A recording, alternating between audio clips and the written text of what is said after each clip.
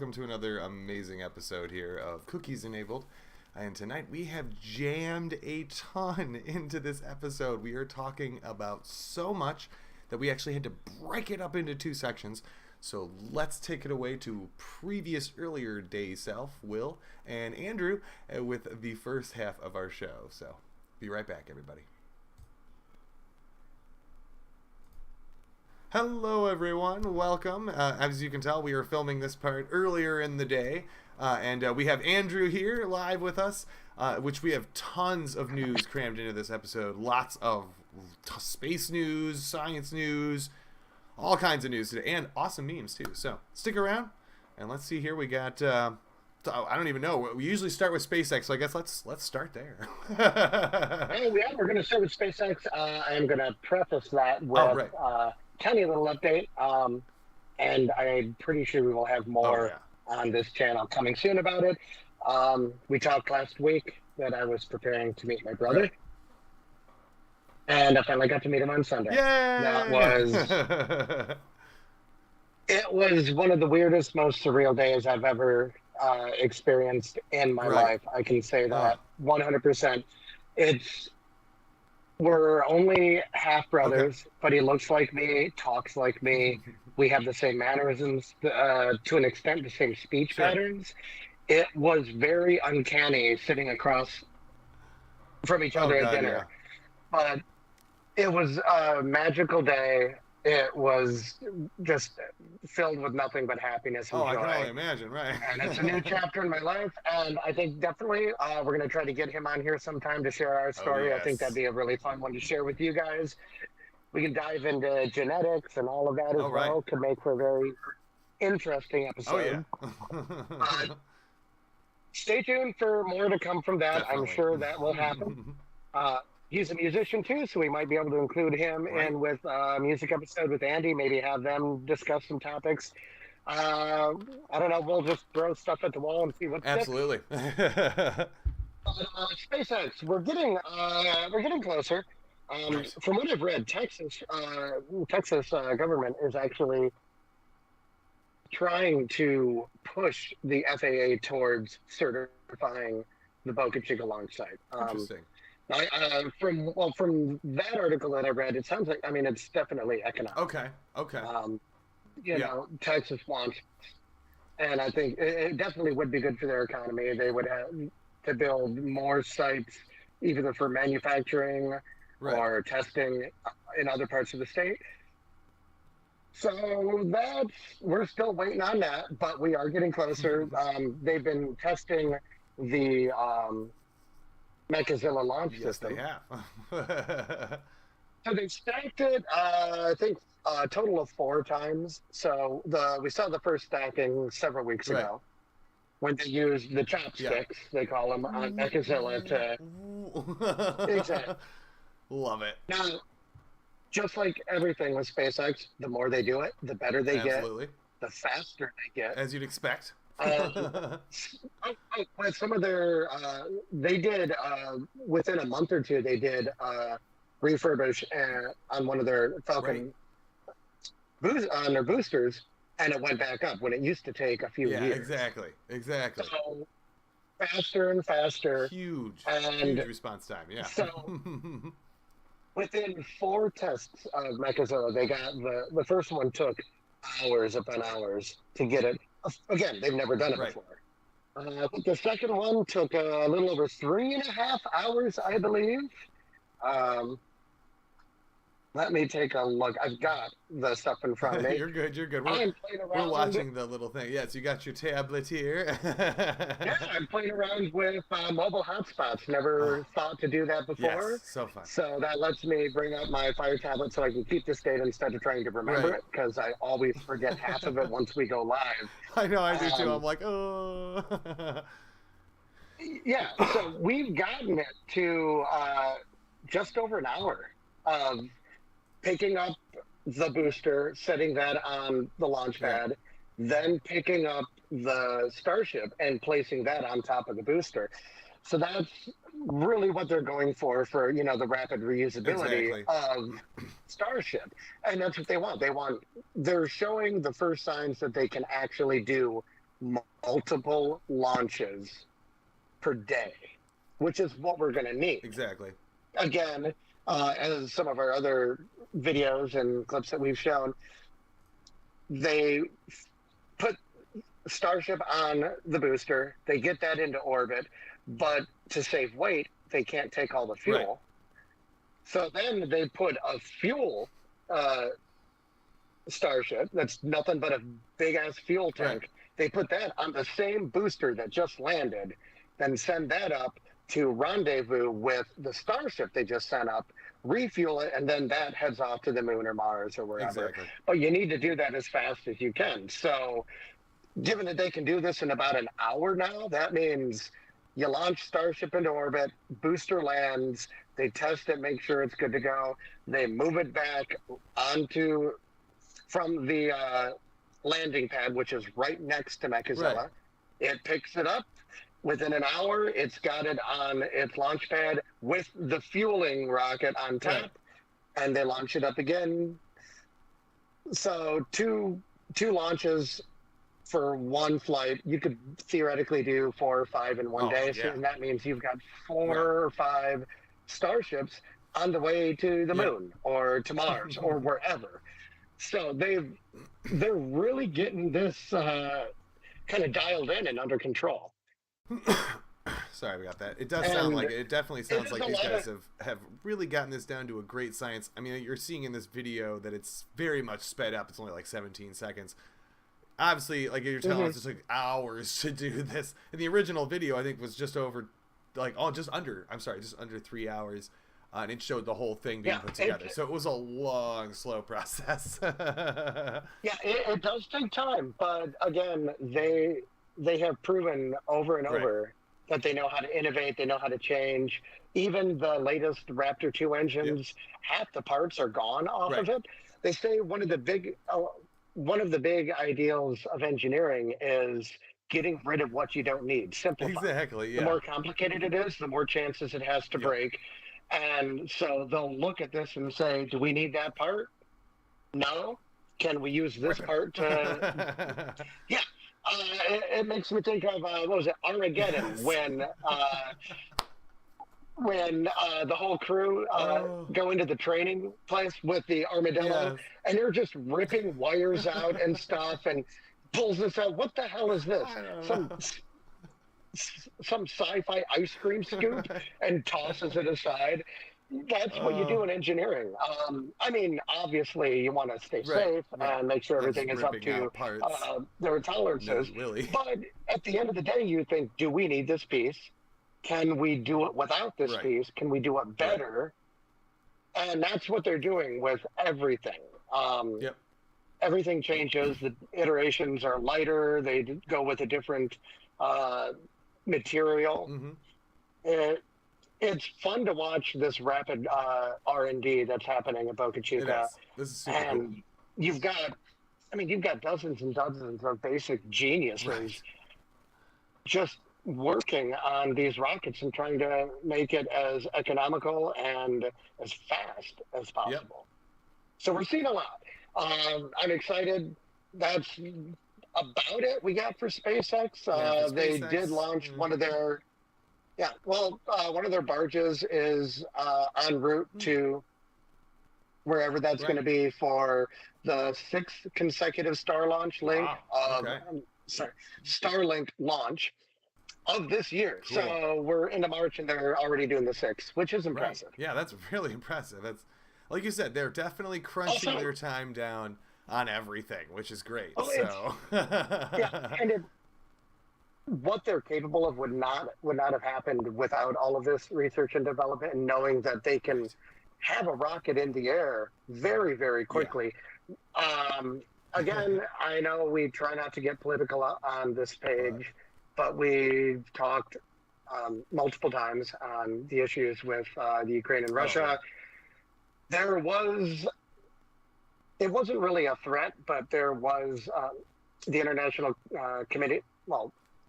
community basically thinks there's a chance that Russia may elect not to bring back one of our astronauts when their Soyuz capsule disconnects and returns their cosmonauts. Exactly.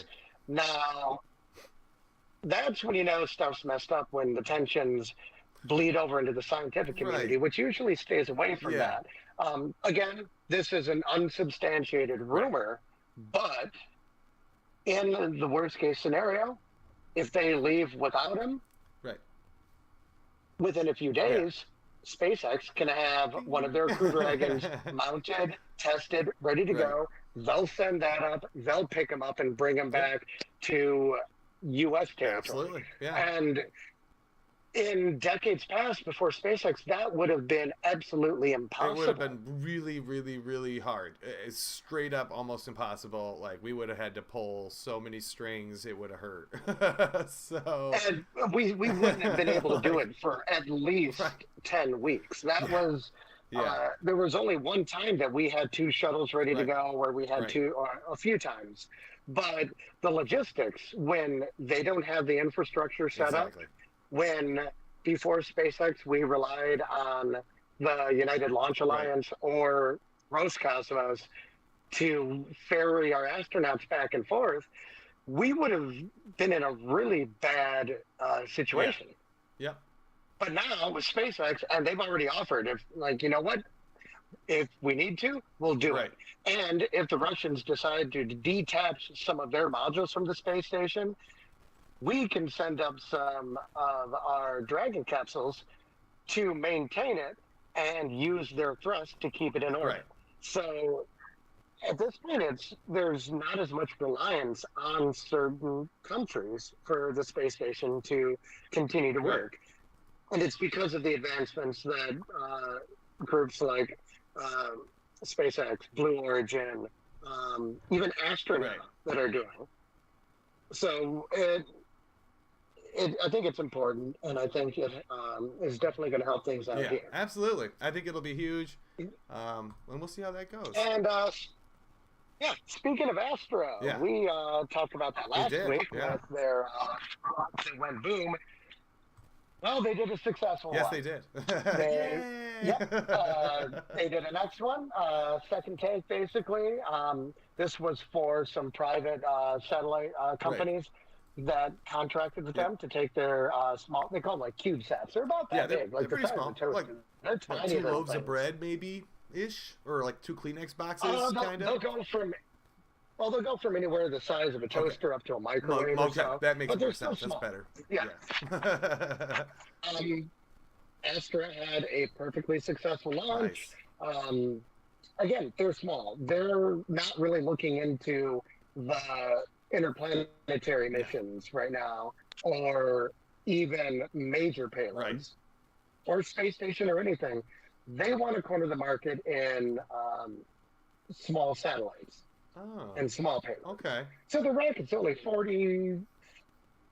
45 foot tall. It's the size of a flagpole. Right. It's small.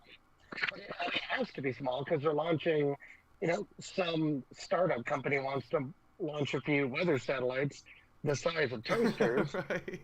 They don't want to spend millions and millions on a ride share with SpaceX or anyone. They can spend a lot less money on the smaller company. Exactly. And smaller rocket means less money needed to produce one. Right.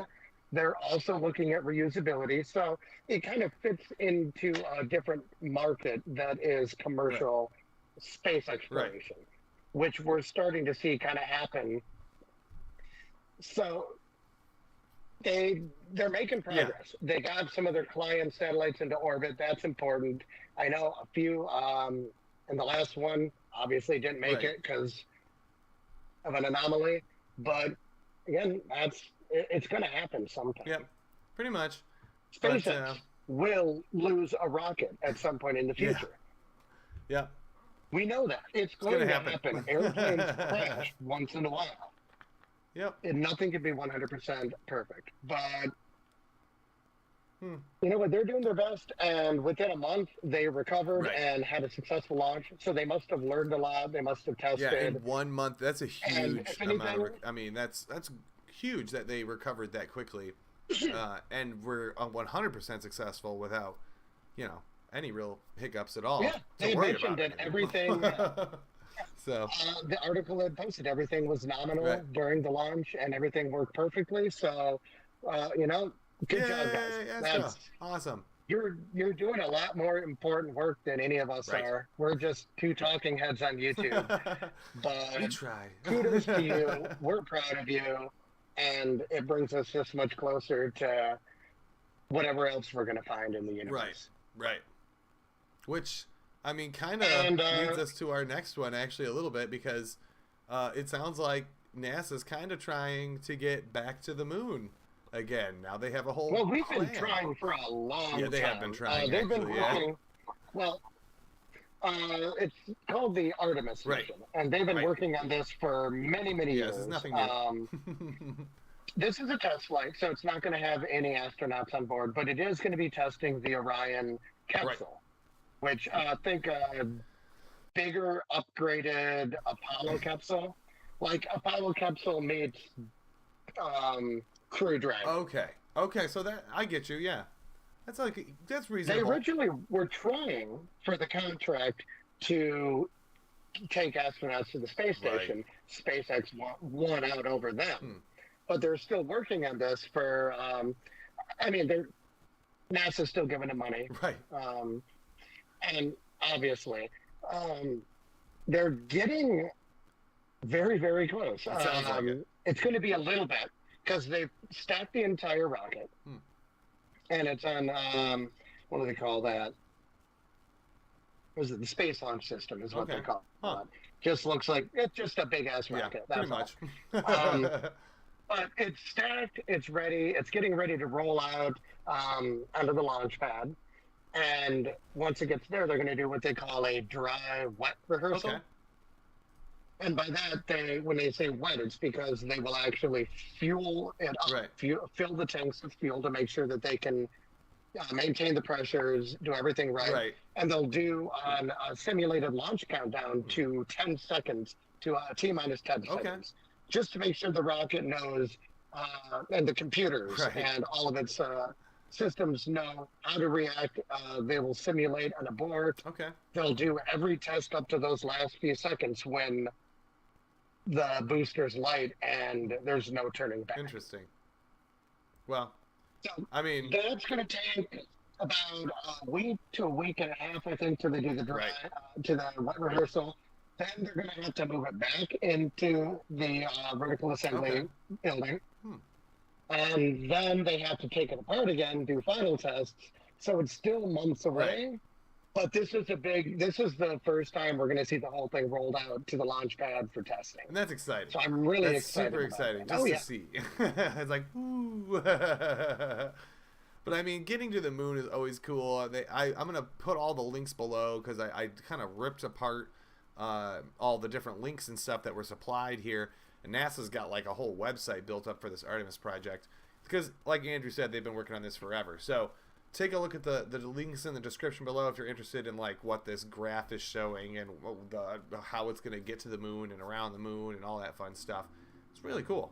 It's really cool. It'll be a flyby mission, I'm sure. I think the first one's going to be just several orbits around the moon, testing systems, probably some scanners and experiments on board to scan. Yeah, like there's a gravity scan but it's or something. Proof of concept. It's to show we can do this. We can get back to the moon. It's definitely doable. I mean, we did it once. Why not? Now we just have to find out if SpaceX is going to beat them there or not. Right. Because right now, both. I think they're going to do it first. I think. I can see that. SpaceX still has to do a lot of testing, especially with StarShip. Right. But you never know. It is fair game. It's fair game right now. I mean, we'll see. SpaceX does have something bigger launching in the next few months. I know that. We don't know what. Right. But I think it was near Cape Kennedy, there was spotted a Falcon Heavy booster on the highway. So that means a Falcon Heavy launch. So it's most likely a very large satellite or payload. Well, we'll find out. That's all we know. They saw a booster. Okay, well, let's jump to some memes here. I know you've got one topic left. We'll save that for after some memes. And let's dive in because we got some hilarious ones. And actually, we're going to start with your two because they are just the best, honestly. Okay, so the first one here might look familiar, everybody. So don't be surprised if you've seen this scene before. And, it says, "Expensive petroleum." God, this one is so funny.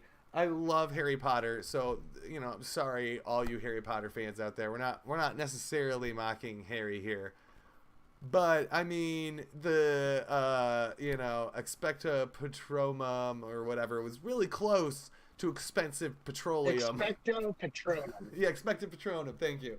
It's super close. Fun fact for you all, that translates basically to "I await a guardian." Is an expecto, to expect, and patronum is from patron, patron, father. Right. I expect a guardian. You're basically summoning a guardian. That's where it comes from. Very cool. So there we go. We learned something new today. As always. But yeah, right now with the gas prices and getting that expensive petroleum. I know, right? That's just perfect. Now that's from Harry Potter and the Prisoner of Azkaban. If you guys have not seen that movie, check it out on Peacock. I think they have that. I think they're all on there right now, actually. I think so. It's the infamous scene by the lake where he's... I won't ruin it. Aren't they... What's up?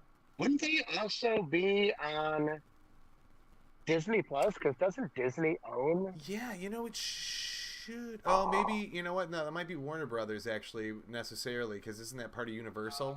Oh, yeah. So, yeah, that makes Disney sense, might not be able to touch Harry just yet. I don't know. Sorry, guys. They have the Wizarding World, but that's it. They just don't have the movie franchise. Right. Okay. Right. But still, just hilarious, expensive petroleum. I love it. And this one's just as good. Shush, I can hear them through the wall. You can see the truck is like totally sandwiched up against this building.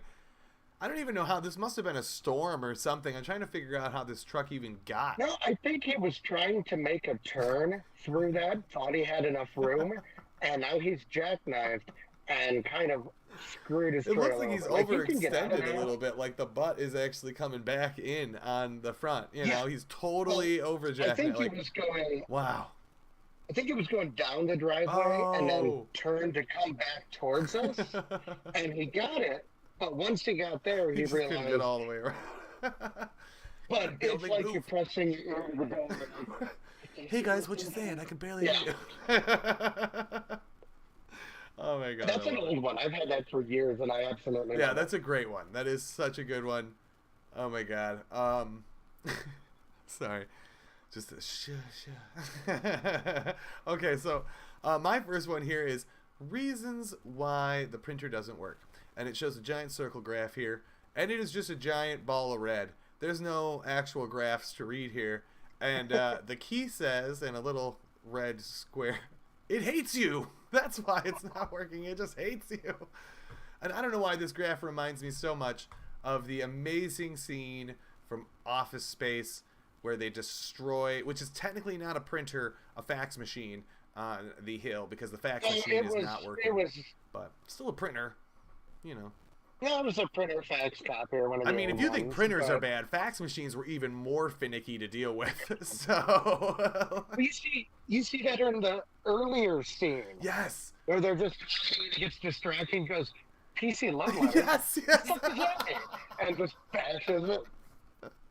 Oh my god, nobody even knows what that is anymore. Printers, no printer at all will just work. No. Especially when you need it. You have to install this drive. It's supposed to be things were supposed to be plug and play since Windows 95, and we still have to download software and drivers and deal with all of this. Just let me plug my printer in, hit the print button, and make it work. Even if you gotta barter with it. If I'm out of color ink, and I have black ink, let me print something. I know, right? Don't hold me back. I shouldn't have to switch to grayscale in the printer settings to do that. Wow. The printer should know, I'm out of color, but he's printing black and white. I'll use the black I'll ink. use the black ink. Not today. And with the price of ink, you can basically buy You a might as well just go brand get a new new shitty printer and It's keep so it for a bad. month. Oh, and the last meme of the day is also another total crack at the gas prices. And also, one of my favorite actors, actually, Jack Black, in one of his hilarious movies of all time, it says, "Getting my ass ready to walk everywhere now that gas is $5 a gallon." And it shows him all stretching out in his stretchy pants. Is that from Nacho Libre? It is from Nacho Libre. Yes, I absolutely love that movie. He did so good. It's so That was an stupid, underrated movie for him. but it's like the same era as like that was a good one. Napoleon Dynamite, like that same kind of like dull, dry humor, just stupid. See, I loved Nacho Libre, but I absolutely hate Napoleon Dynamite. I've never ever enjoyed that I actually movie. really like both of them. know. They're both a classic to me. I get the humor in both aspects. I still laugh at both, actually. I just watched Napoleon Dynamite a couple of weeks ago. I haven't watched Nacho Libre in years, but I do own it, so I will definitely pop it in and give it a watch because it's so funny. If you have not watched that one, that is on Disney Plus, believe it or not. And I think Office Space is available to watch on Amazon Prime, if I'm not mistaken. And I thought there was one other. I think it might be Netflix as well. I know there's another main one that has it as well. So check those movies out if you guys need something to watch this weekend and you have not seen those amazing 90s and thousands classics, because they are hilarious and awesome. Now, Andrew, you have one last topic for us today about pyramids, which we don't talk about too much on here, actually, surprisingly. And this is a really cool topic. I actually saw this article way earlier in the week, and then you were like, "I'm going to talk about this." And I was like, "Great, because now I don't have to." Nice.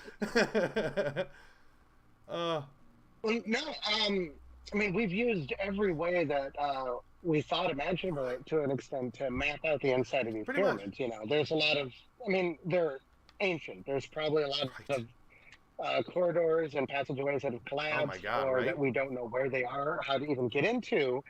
And we've done our best to map a lot, but now there's a new way. they're bringing physics into it. They're bringing high energy physics, basically the use of cosmic rays. Yep. Now we're hit with cosmic rays every single day. Yeah, all the time. And not just from the sun, from Other planets and deep stars. space. Pretty much anything out there. If a galaxy goes supernova or a star collapses, that will release cosmic rays, which will eventually arrive here. But if you know how they interact with matter, and we're talking very, very tiny particles, we call them muons. Mm-hmm. Yeah. So they're a subatomic particle. So they're kind of like electrons, but they're just heavier, basically. And I mean, by heavier, we're talking subatomic level at this point.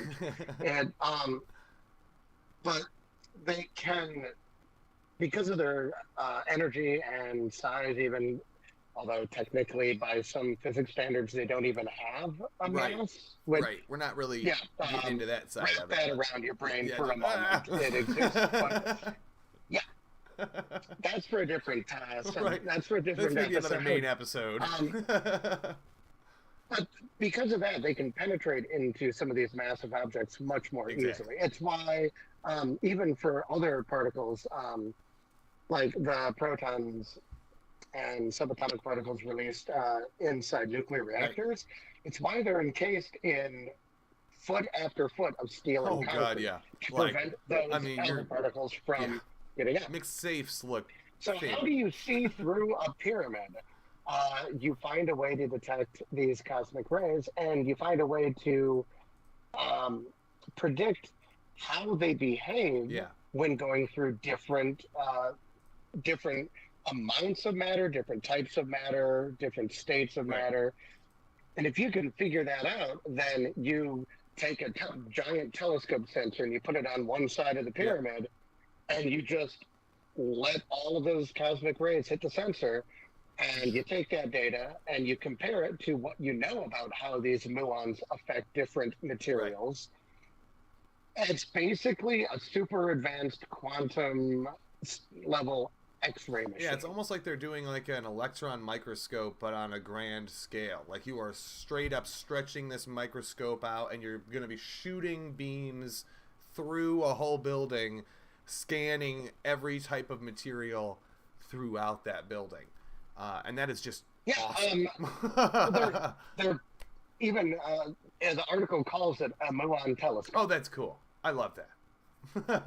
And instead of just looking out at the stars or trying to detect what's happening way out there, you're using the energy that comes from outer Yeah. space to pass through the pyramid, hit your sensor, and you from that you can extrapolate where are there uh, large open spaces or Right. passageways or staircases, and it's using a natural phenomenon to probe into something. Again, it's the concept is just like an It X-ray is. or an MRI. It's using some wavelength of light or a magnetic Yep. field to and knowing how that interacts with the world around Yep. you to understand what you're looking Yep. at. It's, again, that's how our eyes Yeah. work. We're using Right. light, and our brain makes a pattern of it, and that's why we Yep. see.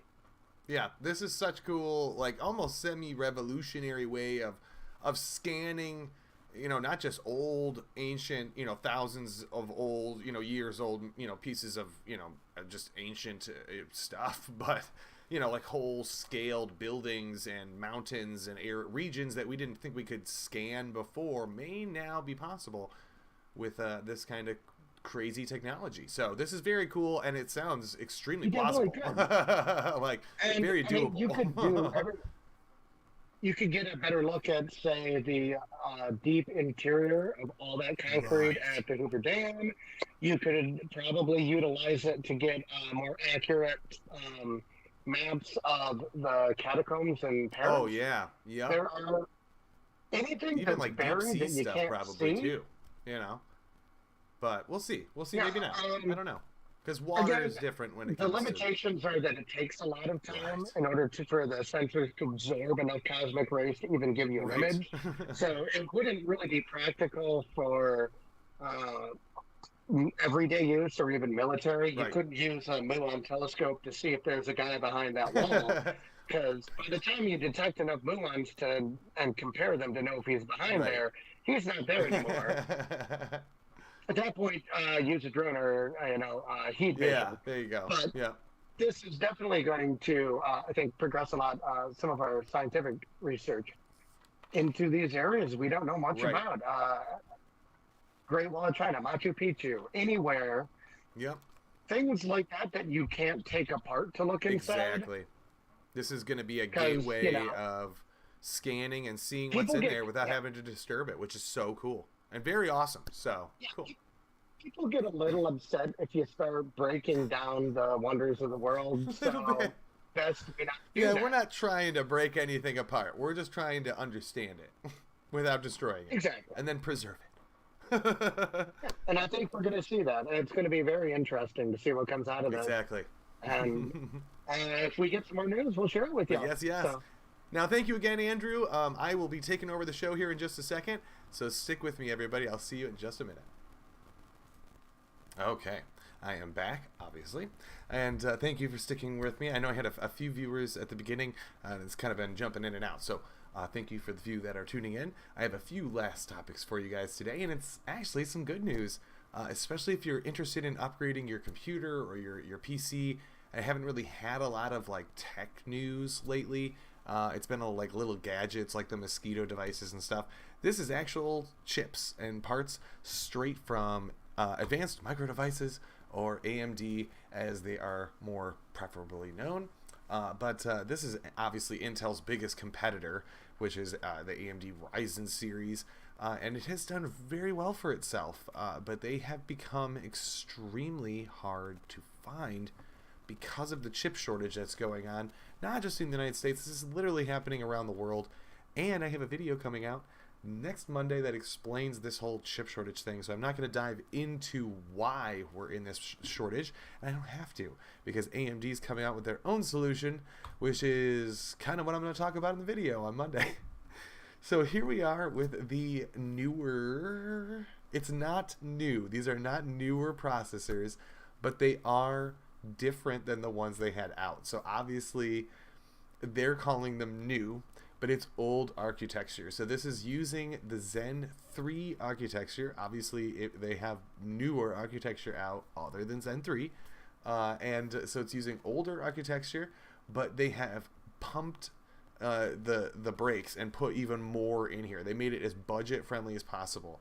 I did read that they have dropped the graphics supply on some of these as well. So if you use an onboard graphics and not an actual graphic card, like I do, or like in the one in the background there, you're definitely going to need an original Ryzen processor that does have the built-in graphic card, because they disabled on this, and that gives you a little bit of an extra boost in performance and relieves a little bit of memory from the CPU. But that is literally it. It also makes it way cheaper for you guys. Now, they made it sound like all they did was disable this part of the chip rather than remove it. But I have a hard time believing that they would just somehow find a way to disable it. That seems like you could easily break it with software. So we'll see when these come out. Now, these are supposed to come out later this year, literally later this year. And these are just the first 3. They got 3 more that go all the way up to $300. So you can go from $100 to $300 and upgrade your current processor. Now, I'm actually running one of these 3. I think it's the 5600 is what I'm currently running in this machine right here. And I want to say it's an older, outdated version, like a version 1 or 2. Pardon me, just had a sneeze.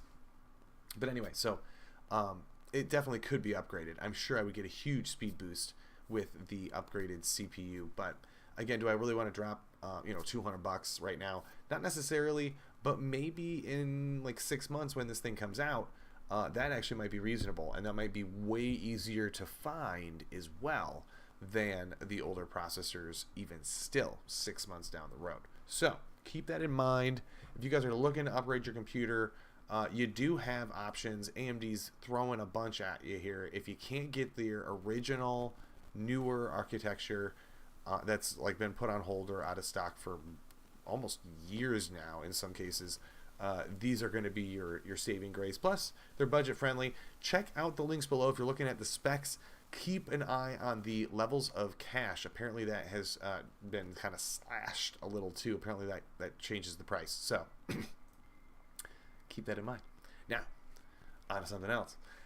We got Microsoft again screaming through the gate here with another surprise up their sleeve. Wow, who thought they had this coming? Now, those of you that know, Azure has been around for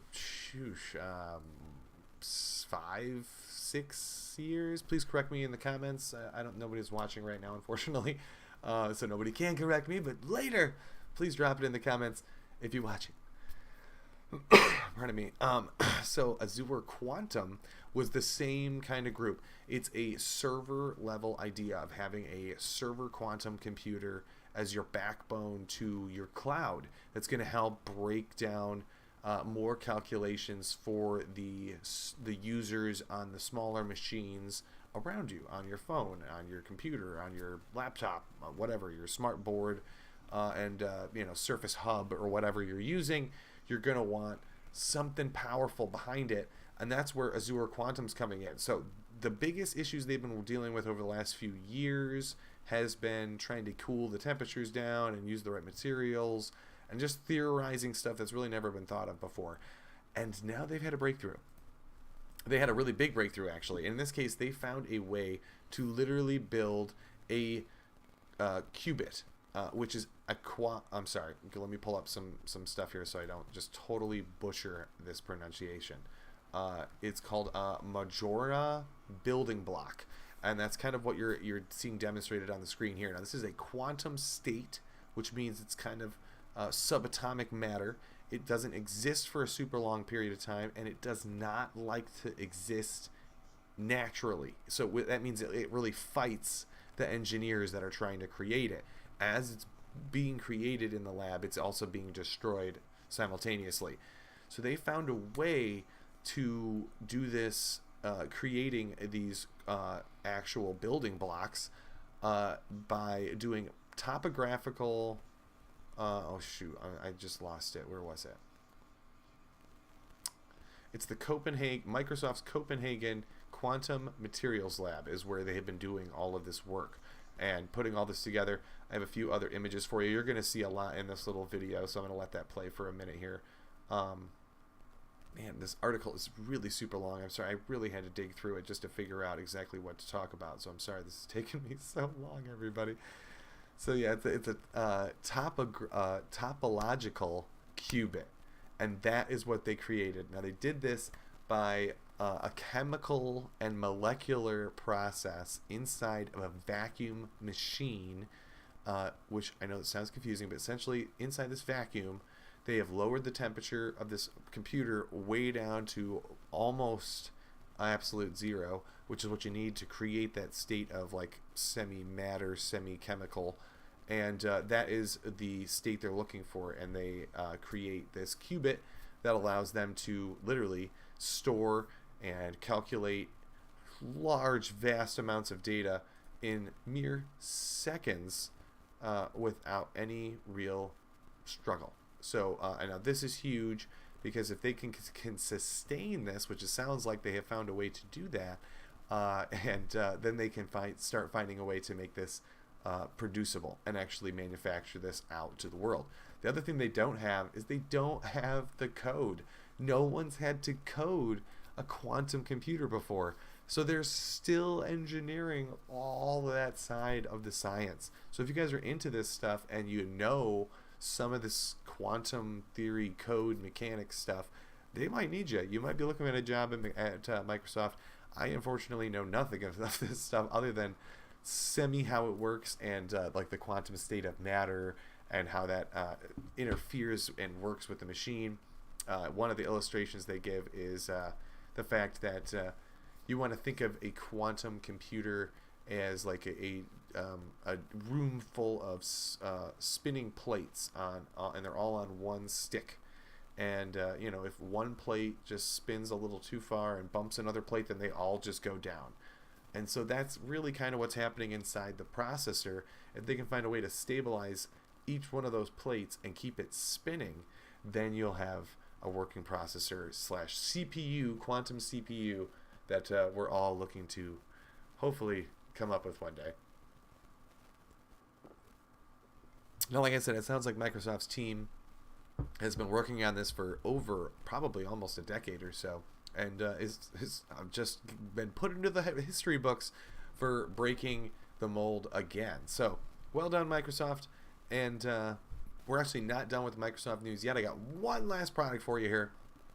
If you guys are interested in a new camera or webcam for your computer, but you don't want to get like a whole Nikon DSLR or like a fancy smancy phone or something like that just to get a fancy lens or whatever filter, Microsoft may have your solution. Now, this thing is definitely not cheap, and you might even want to compare it to a DSLR, except for the fact that it has some pretty fancy software crammed into it. So this is the Surface Hub 2 Smart Camera. Wow. It is a lot to say. Unfortunately, they didn't really give it a name. They should have just called it like Eagle Eye or something. Now, this thing apparently has only a 12 megapixel camera in it, but it has a full wide angle lens attached to it. And not just that, but this thing has software crammed into it that actually allows it to warp and fix distortions in the image. So here's a little video that kind of describes it. So, oh, I'm sorry. Oh, hopefully I didn't. Oh, no, that was the right one. This is the smart camera. Yeah, I thought I clicked the wrong one. So, as you can see, it attaches to the top of your monitor. In this case, that they're attaching it to a Microsoft Surface Hub, which I will talk about here in a minute. Now, this camera, again, can autofocus. So let's say you got a weird tilt going on, like my kind of camera's got going on right now. This thing can actually fix that tilt and make you look a little less, flat, like I currently have going on. And it can also fix that bubble effect you get with wide angle pictures and actually straighten it out and stretch it out, but still make everything look natural. It's not making people's faces, all wonky or weird or anything. They all look totally natural and totally, fitting the frame perfectly. And yes, it doesn't actually move itself around like a Kinect, but it does have such a wide angle that it'll zoom in on who's talking, and then if more people come into frame, it will zoom out automatically. Nobody has to do anything or push any buttons or tell it what to do. It just does this automatically. Now, I will say Google tried this exact same thing a few years back, and it totally flopped. It was a really cool idea. Essentially, you had this little device that looked like a little webcam that you could carry around, and you could either clip it to your pocket as like a body camera, or you could set it down somewhere. Let's say you're gonna do a dance, or you're gonna make a pie or something, and you want to take pictures or something. You could put this over in the corner and it would automatically take pictures for you. That isn't what this is doing. That was cool, and it failed miserably. This is literally just a web camera that is really good at altering the images to get everybody to fit. Again, you have that 4K ultra wide viewing angle, which is great, and they want you to attach it to their new Surface Hub 2. Now, they have two versions of the Surface Hub 2, a 55-inch version, and they have a 85-inch version. They also have an S version, which essentially is just on wheels. I don't know why they didn't just call it wheels. That would have been funnier and probably worked better. You'll see that here in the video here. These things are ridiculously expensive, but they are essentially smart boards with Windows computers crammed in behind the screen. And again, you can just put your little hub on top of it, your little smart camera, and boom, you're in a meeting with Zoom or with Microsoft Teams, or you're sharing stuff over Outlook or through different apps and things, and it's just very seamless. It works well. It's very expensive. I know most people aren't going to be interested in buying this for your house, but maybe for your job possibly. I think this rolly cart one, I think, is definitely something I would absolutely love to have one day. Not that I would even need it, but what's interesting to me is that the computer part is actually in that little like tray section there. It's not actually crammed into the screen. The screen is its own thing. It's just cool. It's cool how they did this. I thought this was really ingenious, really cool, really expensive. Unfortunately, going back to the camera itself, if sold separately, costs $799.99. It is extremely expensive, and I think this is mainly because of the two reasons: the software that they crammed into it, as well as the like 4K viewing, wide angle view, is actually kind of hard to find these days. And if you do find something that has a 4K wide angle, ultra wide, like this one does, you're not going to get any kind of AI software behind that lens or camera, and it's probably going to cost you more than $800, so, or right around the same price. So, I mean, will Microsoft succeed here? I don't think so. I think this is great for companies and businesses that already have smart technology in their office, that are just looking to add those little things to the devices and whatnot. And now apparently, if you get the Smart Hub 2 85-inch model, it comes with the camera automatically built in, which is what they show you here at the very beginning. And that thing does look nice. It looks like a whiteboard that's actually a giant touchscreen with a camera on top. So that's kind of all it is. So take it or leave it. Again, I'm not trying to sell you anything specific, but I thought that'd be cool, and a nice way to end our little mess of a show that we had today. But thank you all for tuning in. I know I had a couple people popping in and out. I have apparently nobody watching right now, but that's okay. Hopefully somebody tunes in later today, and I know I learned something new, and I hope you guys did too. Take it easy, guys. Enjoy the weather. I will see you guys next week. Have a great one.